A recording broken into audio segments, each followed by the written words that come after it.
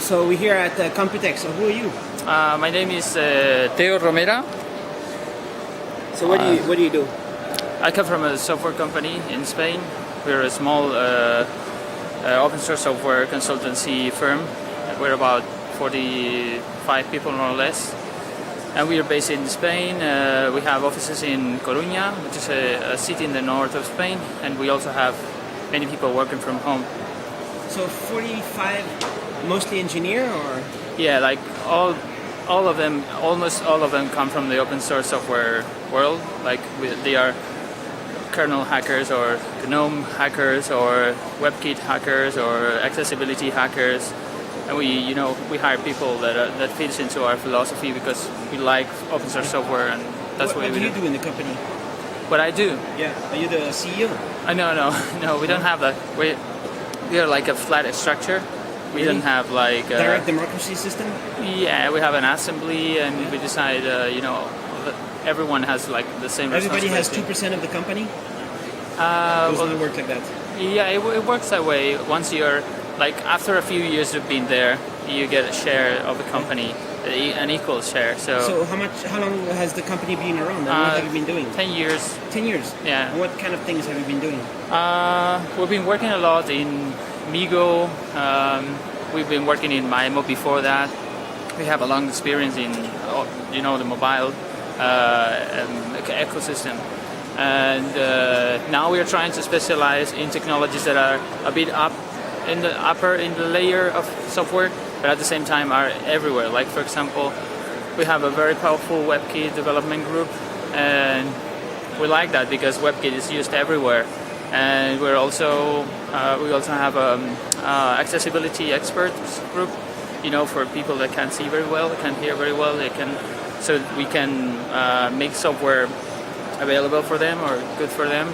And we also have a kernel driver section, and we offer consultancy, training all around the world. So we try to specialize in open source software. And so what kind of customers do you have?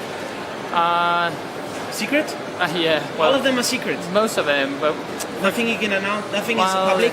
Yeah. What you've done? For example, we've been working for a long time for Nokia in this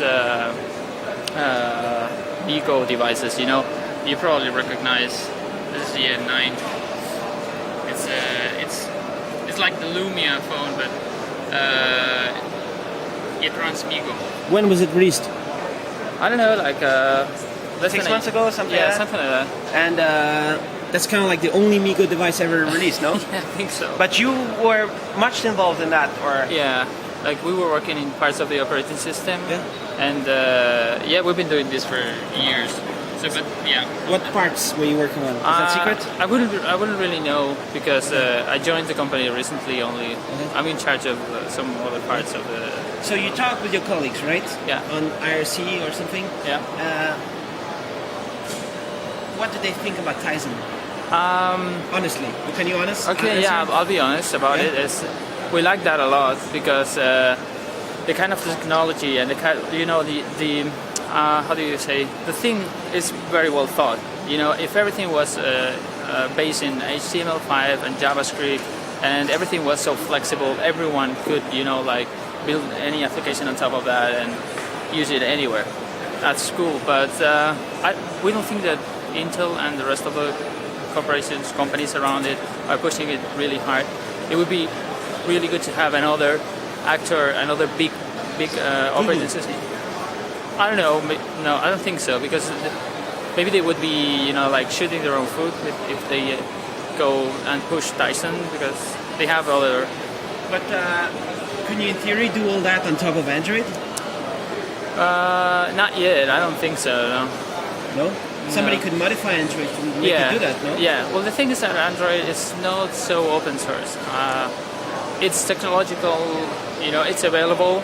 Everyone uses it. For example, if you go around, everyone is using Android in this trade show, and that's okay because that's the best cost-effective for manufacturers, and that's they are. I have the feeling that they are running a hardware battle here. They don't really care if the software that they have is really good. They have it. It is just enough. So if everyone's shipping now, like new tablets with Android, and everyone has the same software, they kind of fight in the hardware section and forget about the rest. So there's no That's real. not good. You prefer that people should fight on software? No. They should fight everywhere. It should be collaborate, no? It's open source, right? Well, yeah, exactly. But the thing is that if manufacturers could go for something that really differentiates them, like something on top of Tizen or modifications of other Linux-based operating systems or other platforms, it would be like, you know, more diverse, and you could have more choices and not be so Android dependent. But the Android source code for 4.0.4 is on Android.com, right? The full of it, 100%. Yeah. So if you have some ideas to improve it, why are you? Yeah, not just take it well, and it's make open a different source. version? It's open source, but it's not. I wouldn't say that it is like an open environment. It's not like Linux development or GNOME development or even Ubuntu, which is also, you know, company-driven open source project. But it is like more community-oriented. Android is not so community-oriented, so that's why You mean like the development of the next version is not open? Yeah, well. Yeah. Or is it the ecosystem that's the ecosystem is forcing people to use Google Android, the marketplace, right? Well, Google Play. It's not only that. It's just that it's different. It's not like traditional open source software. It has an open license, but the community doesn't work that way. There's nothing wrong with that. You know, you can as long as it has an open license, it is open source. So what could let me ask again, what's the thing with Tizen or with anything else that could somehow change them? Yeah. Well, I hope that something happens that way. I guess like the best option for the market would be to have a new operating system with top-level technology like HTML5, JavaScript, and very flexible, you know. But at the same time, community-driven, like we used to have in PCs. You know, for example, in PCs we used to have Debian. There was, you know, other options driven by companies, but at the same time you always had Debian or Fedora, things like, you know, community-driven, and that's a good, you know, starting point for small and small and medium-sized enterprises. They depend a lot on these kind of things. Otherwise, it will be only big players in the field. Cool.